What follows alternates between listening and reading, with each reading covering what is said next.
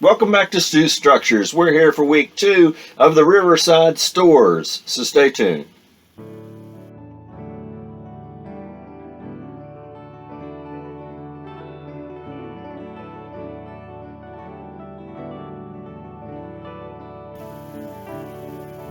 So welcome back, yes, and thanks to all my new subscribers out there. I'm steadily gaining ground here and there with a few new subscribers. Thank you. And we are here to continue on with the Riverside stores. We got a good start in the last video. This is an easier build than the last build that I did was.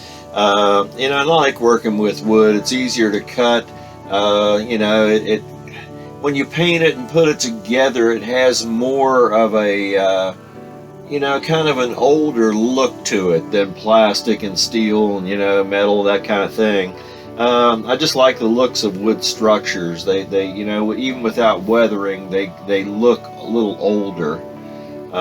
So in any case, we've got a whole lot to do on this yet. Let's just jump into this and see how far we can get in this video. Now in the last video we kind of left the storefronts in this situation here. We had finally added the second floor onto the first floor and got it to this point. But there's still a good bit to do on this. So we had added on this false front on the top of this, and the overhangs are where the roof line comes out and extends for the overlay on the sides.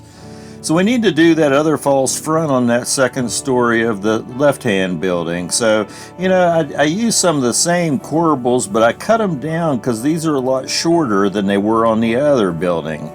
And I used about the same spacing on these, and then once I had those glued on there, I went ahead and pre-painted this brown, just like I did the one on the other side before I mounted it. Before I mounted the corbels on the top of this left front, I went ahead and added those two squares to the bottom of the storefronts at the bottom and got those in place. And then it came back and glued on that false front on the left-hand side. And the roof line on this left-hand side we're going to have to play with. Because after I got everything on here and started playing with this, I went ahead and glued the front onto the rest of the building. And you can see here that this side that I had shrunk down, the roof line just isn't going to work on this. It's just a mistake I made and just didn't account for everything when I was putting all this together. And I had started cutting the walls for this third little building that comes off this side of this as well. So, I'm going to have to rethink this whole side. And basically what I did was just go ahead and cut off the second floor of that building and recut a new wall to the height that I needed it. And now I can go ahead and add in the full-size windows on this as well. And also raise that multiple pane window on the front side of that whole wall. So once I cut out all those openings and get some paint on it here, then I need to paint 3 more of those tall windows, and they're just going to be in line with the windows that were underneath those. And so I just went ahead and pre-painted all those, and I just went ahead because I kind of messed up the paint on this multiple pane window, so I just repainted it as well. And then I came back and added all those into that wall.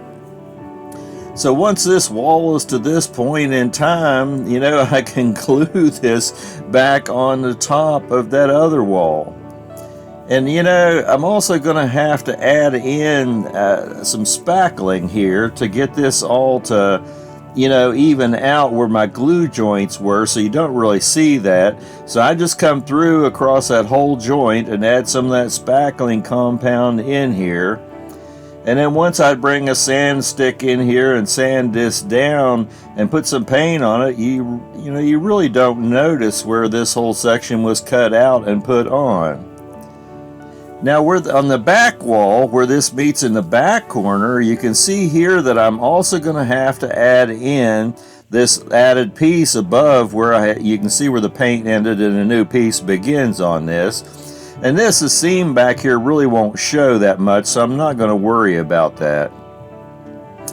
Now that small building that comes off the riverside of this building, it's just a small storefront. And the pictures don't really show me what was going on with this. But I found a window and door in my box of tricks that I think will work. Now I got to kind of doctor this door a little bit because it didn't have windows and transoms above it.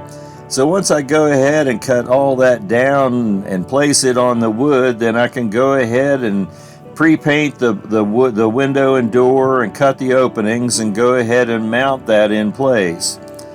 Now I've still got a little bit of painting to do on the bottom of the door there, as you can see, but basically that's the storefront put together. So then I can add it on to the rest of this small building here and just go ahead and put all my bracing in the corners just to make it a nice solid building. I don't want this coming apart later on.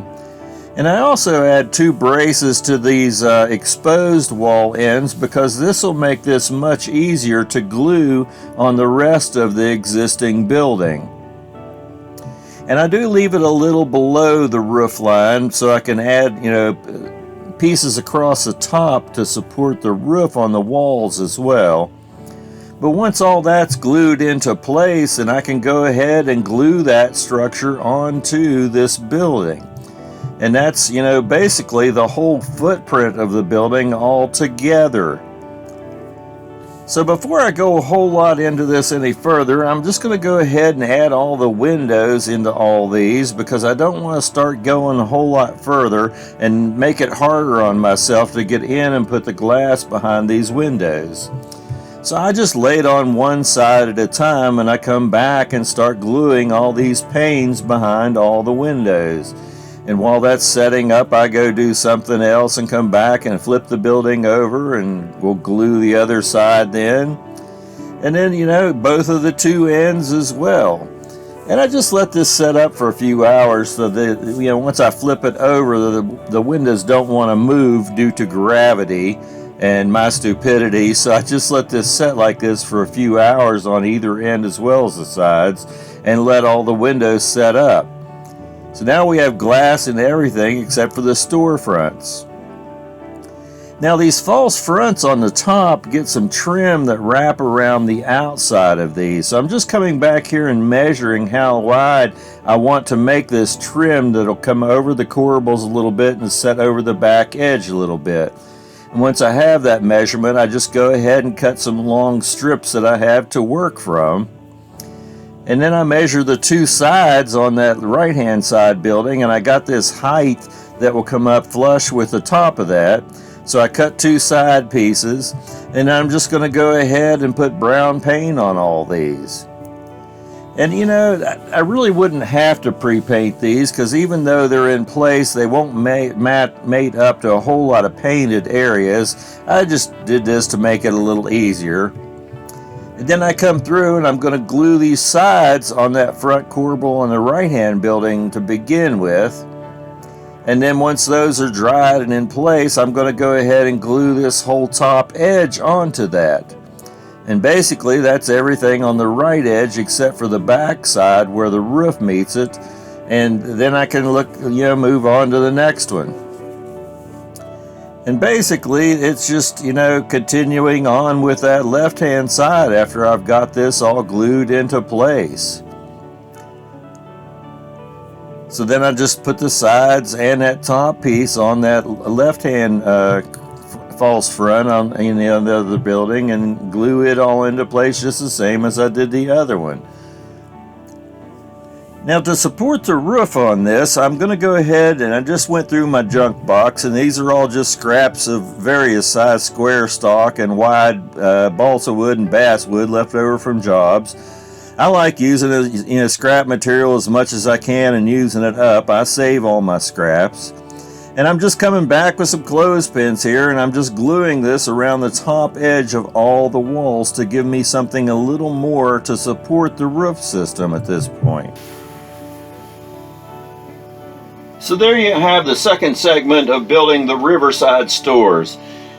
This is coming along really nice. I I'm happy on this build not to have to do all the mullins in the windows and all the trim and stuff. It really does speed up the process a whole lot in making these buildings.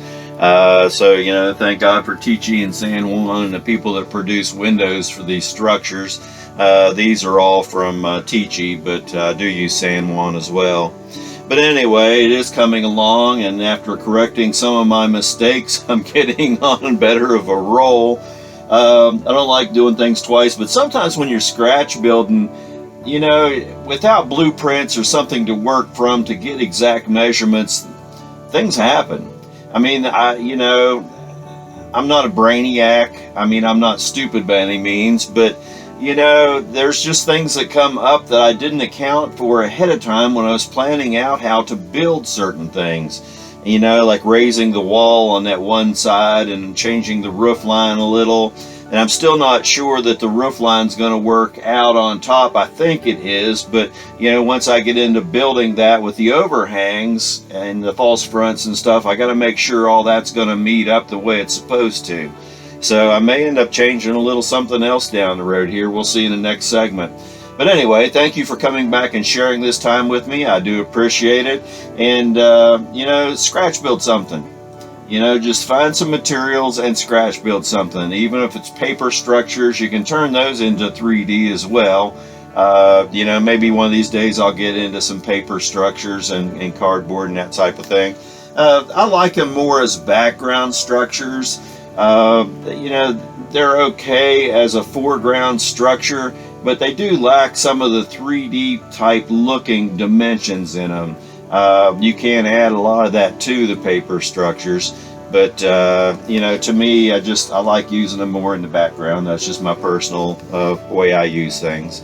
But in any case, once again, thanks to my new subscribers. I'm getting quite a few out there now, and you know, I think I just passed my 1,000 point mark today. So, you know, maybe we'll do a contest coming up in the near future. You know, I had planned on doing one at the 1,000 point mark, and I'm just really busy right now, and things are kind of tight money-wise. So, you know, I think I'm going to wait just a little bit, maybe a week or two, or we'll see. But I'll eventually have a contest upcoming here. So stay tuned for that in the near future. And, you know, just enjoy the hobby. Happy model railroading.